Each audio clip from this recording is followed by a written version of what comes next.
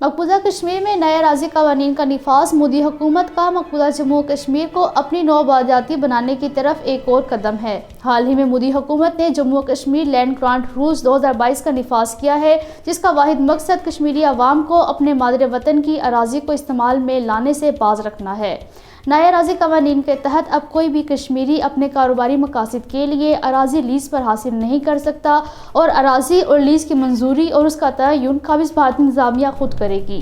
मकबूजा कश्मीर में सरकारी अराज़ी को लीज़ पर देने से मुतल्लिक़ नए क़वाइद व ज़वाबित के निफाज़ को एक और इस्तेमारी हरबा करार दिया जा रहा है।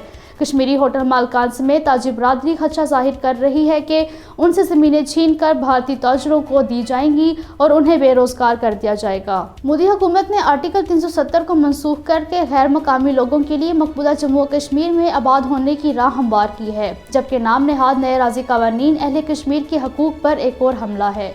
मकबूजा कश्मीर में नाफिज किए जाने वाले नित नए क़वानीन और क़ायदे ज़वाबित का मकसद मकबूजा जम्मू कश्मीर में नौआबादियात की राह हमवार करना, कश्मीरी मुसलमानों को सियासी और समाजी तौर पर कमज़ोर और उनकी अक्सियत को अक़लियत में बदलना है। भारत की जानिब से मकबूजा जम्मू कश्मीर में आबादियाती तब्दीली अक़वाम मुत्तहिदा की क़रारदादों और बैनुल-अक़वामी क़वानीन की सरीहन खिलाफ वर्जी है। भारतीय एजेंसी SIA ने गांदरबल, कुपवाड़ा, बांडीपुरा और बारामूला समेत मकबूजा जम्मू कश्मीर के कई अजला में जमात इस्लामी की मज़ीद जायदादों को ज़ब्त किया है। कुल जमाती हुर्रियत कॉन्फ्रेंस के रहनुमा एडवोकेट देविंदर सिंह बहल ने कहा है कि मोदी की क़यादत में भारतीय खुफिया एजेंसियों ने न सिर्फ मकबूजा जम्मू कश्मीर के अवाम और भारत में अक़लियतों का जीना दोभर कर रखा है, बल्कि वह हमसाया ममालिक में भी दहशतगर्दी में मुलव्वस है।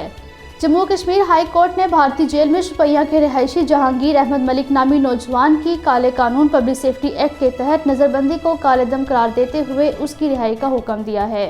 अमेरिका में रिपब्लिकन पार्टी के सबकदोश होने वाले रुकन कांग्रेस एंडी लियोन ने कहा है कि भारत को एक हिंदू कौम परस्त सियासत बनने के खतरे का सामना है।